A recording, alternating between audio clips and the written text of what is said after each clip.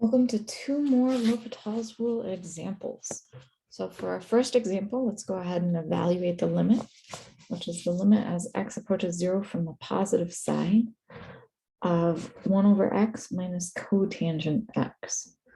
So note, this is the same thing as the limit as x approaches 0 from the positive side of 1 over x minus cosine x over sine x. And 1 over x goes to infinity. Cosine x over sine x also goes to infinity. So this is an infinity minus infinity case. So we have an indeterminate form.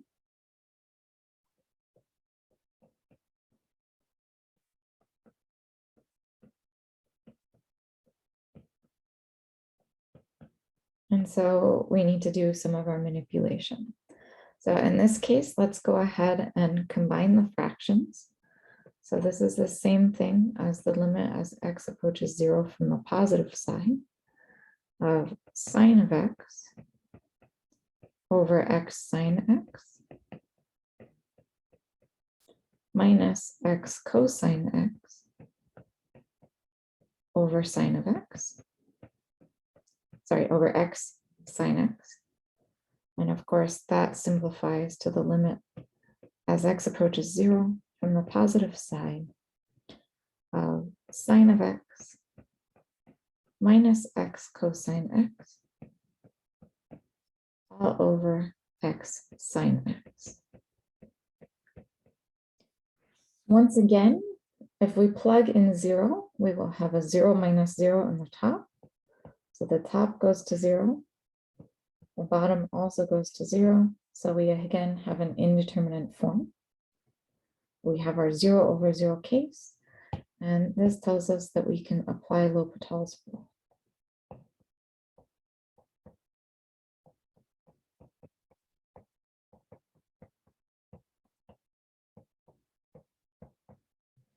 So if we take the derivative of the top and the bottom, we will be looking at the limit as x approaches 0 from the positive side of the derivative of sine of x minus x cosine x, that whole thing taking the derivative of it, divided by the derivative of x sine x. The numerator goes to, so we're looking at the limit as x approaches 0 from the positive side of derivative of sine is cosine of x. Product rule, we would have a minus cosine of x. And then we would have minus x times negative sine x becomes plus x sine x. All over derivative of x sine x, we would have a sine of x plus an x cosine of x. This we can go ahead and simplify. This is just the limit as x approaches 0 from the positive side of x sine of x over sine of x plus x cosine of x. Again, that numerator is going to 0. The denominator, we once again have a 0 plus 0 situation. So we get 0 over 0. We once again can apply L'Hopital's rule.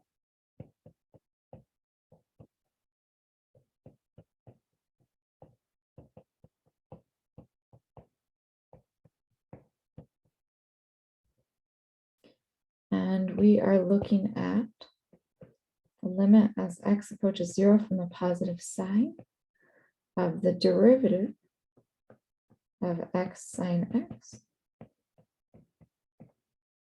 over the derivative of sine x plus x cosine x.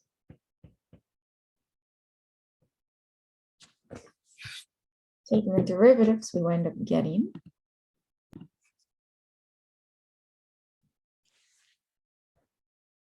this is equal to the limit as x approaches 0 from the right, derivative of x sine x, we did this one already, is sine of x, and then we will have plus x cosine x. In the denominator, the derivative of sine x is just cosine x. The derivative of x cosine x, we would have a plus cosine of x. And then we would have minus x sine of x. We can rewrite this in slightly simplified form as the limit as x approaches 0 from the positive side of sine of x plus x cosine x all over 2 cosine x minus x sine of x. Note, if we plug in x equals 0, the top still goes to 0. The denominator, however, now goes to 2. So we are looking at 0 divided by 2, and we get that our final limit is equal to 0. Looking at one more example, let's go ahead and evaluate the limit as x approaches 0 from the positive side of x plus 1, all in parentheses, raised to the 1 over x. So just note, this here goes to 1 raised to the infinity, which is an indeterminate form.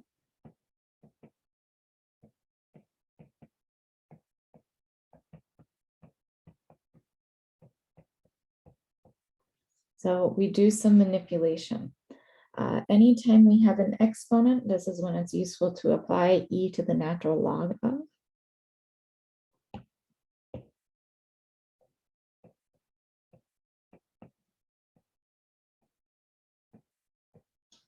so that we can pull the exponent out of an exponent.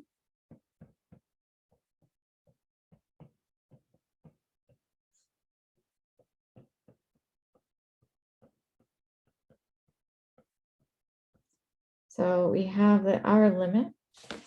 I need to update my screen, I apologize. And we're applying that e to the natural log of so that we can pull the exponent down. So we have that our limit is equal to the limit as x approaches 0 from the positive side of e to the natural log of x plus 1 raised to the 1 over x.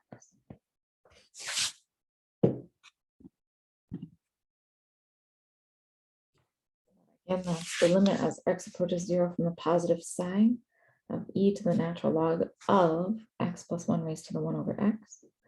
We can pull that 1 over x to in front of the natural log. So we have the limit as x approaches 0 from the positive side of e to the 1 over x times the natural log of x plus 1. At this point, we can go ahead and push the limit inside the exponential.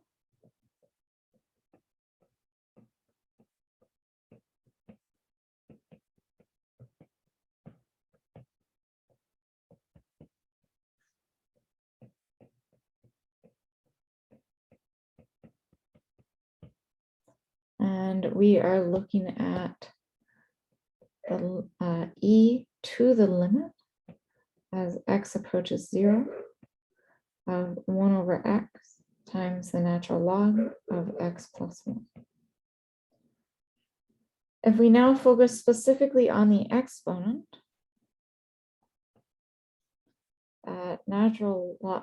the limit as x approaches 0 from the positive side of 1 over x times the natural log of x plus 1.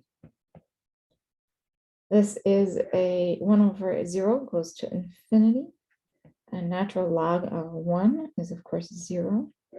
So this is an infinity times 0 case, but we can rewrite it as the limit as x approaches 0 from the positive side of natural log of x plus 1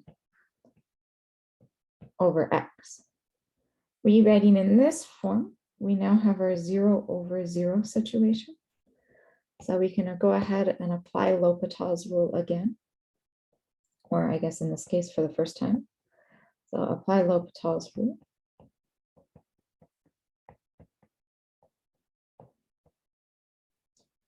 So we are looking at the limit as x approaches 0 from the positive side of the derivative of the natural log of x plus 1 divided by the derivative of x. This becomes the limit as x approaches 0 from the positive side of 1 over x plus 1 all over 1. This limit we know, the top goes to 1 over 1 or 1, the denominator also goes to 1. So we get that this limit is equal to 1. So again, this was what our exponent went to. Our original limit will go to e to that. So we have then that our original limit as x approaches 0 from the positive side of x plus 1 raised to the 1 over x is equal to e raised to the 1, otherwise known simply as e. So again, this was just a couple more cases, types of limits that we might run into when we're doing improper integrals. So now we've seen a variety of cases where we can apply L'Hopital's rule after a bit of manipulation. And in our next videos, we will go ahead and apply them to improper integrals.